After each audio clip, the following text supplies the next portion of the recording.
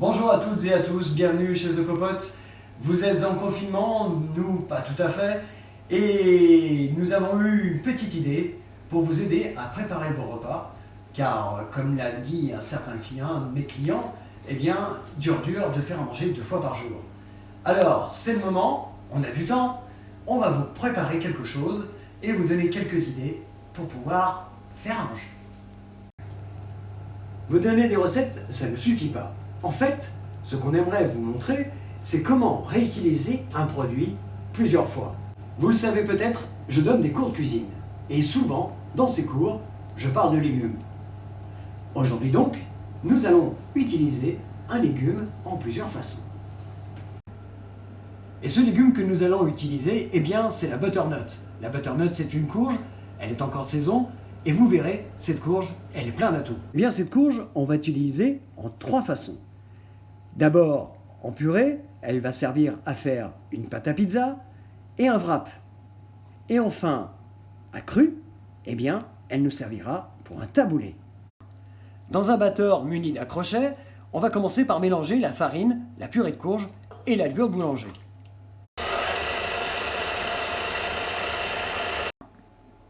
Après quelques minutes de mélange, on ajoute l'eau.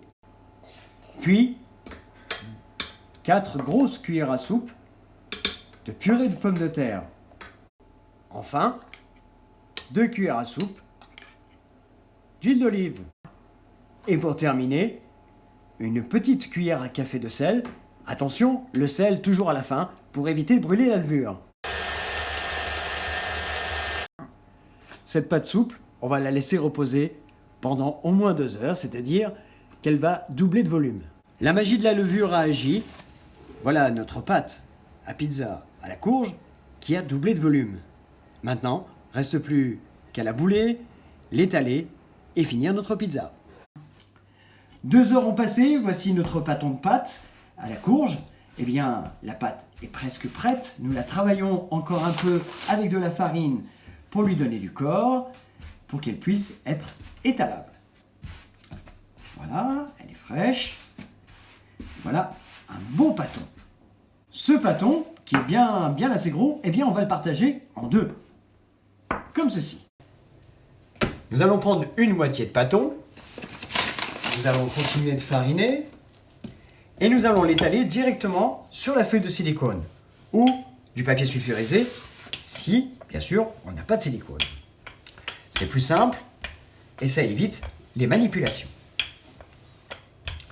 Voilà, on va essayer de l'étaler le plus large possible. On n'oublie pas de fariner, sinon ça colle bien sûr au rouleau. Voilà. C'est une pizza, donc avec une pâte un peu épaisse. On fait de même avec le deuxième pâton. Voilà. Pendant ce temps, nous allons mettre notre four en préchauffage à 250 degrés. Important pour une pizza, sinon la pâte serait trop molle et surtout elle ne colore pas.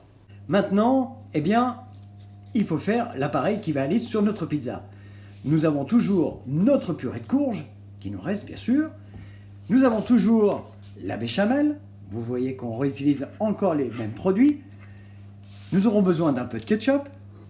Nous aurons besoin de vinaigre à la cerise. Alors, vinaigre à la cerise, fait maison bien sûr. Et enfin, du provolone, c'est un fromage italien produit dans le nord de l'Italie. C'est un fromage fondant et très coulant, vous verrez une fois que la pizza s'est terminée. Passons au mélange. Il va nous falloir de la béchamel en quantité suffisante. Nous vous indiquerons d'ailleurs dans la recette qui sera sur mon site internet au www.thepopote.com. Béchamel d'ailleurs, à ce propos, ce sera le thème de la semaine prochaine, car vous verrez qu'avec une béchamel, on fait plein de choses. Mais pour l'instant, nous restons avec notre courge. On mélange.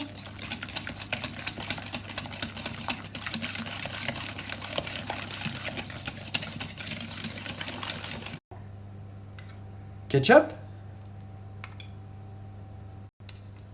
Vinaigre à la cerise.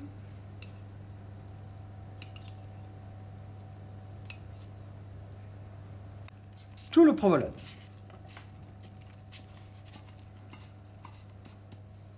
On mélange le tout à la spatule. La phase finale avant de mettre notre pizza au four, bien sûr, c'est de déposer maintenant la feuille de silicone sur une plaque à pâtisserie, de prendre le mélange qu'on n'a pas oublié de saler et poivrer, on va prendre la moitié et ensuite on va étaler au plus large sur notre pâte. On étale notre crème de courge en laissant bien sûr apparaître le bord de la pâte, sinon tout ça va déborder et brûler. Et enfin, on va arroser d'un peu d'huile d'olive. On peut aussi y mettre quelques herbes de Provence si on veut, des choses que l'on a bien sûr sous la main. Ce n'est pas la peine d'aller acheter des tas de trucs pour faire cette petite recette. On est prêt, on enfourne, le four est à 250 degrés, c'est bien chaud. On va attendre au moins 20 à 30 minutes, ça dépend de votre four bien sûr, et puis nous verrons ce que ça donne en sortant. Voilà, nos pizzas sont prêtes. Waouh, belle couleur. C'est un tout petit peu débordé, mais c'est normal, c'est une pizza. Et voici la deuxième, encore plus sympa. Avant de vous quitter, avant le mot de la fin surtout, nous, on va passer à table. Ha ha ha ha. Voilà, cet petit épisode sur notre recette à partir de la courge est terminé. On va vous retrouver la semaine prochaine pour vous parler de la béchamel. Vous verrez qu'avec la béchamel, c'est une sauce qui est bien connue de tous, on peut faire des choses complètement étonnantes et rigolotes surtout, qui plaira beaucoup aux enfants. Surtout, pensez que la cuisine, c'est se faire plaisir pour faire plaisir. L'important, c'est de cuisiner surtout avec ce que l'on a. C'est pas la peine, surtout en ce moment, d'aller faire des courses pour les réaliser si vous souhaitez les réaliser. N'oubliez pas qu'elles sont aussi sur mon site internet si vous avez besoin de les revoir, en tout cas d'avoir les proportions pour ces recettes. On vous dit à la semaine prochaine, prenez soin de vous et surtout de votre entourage et à bientôt.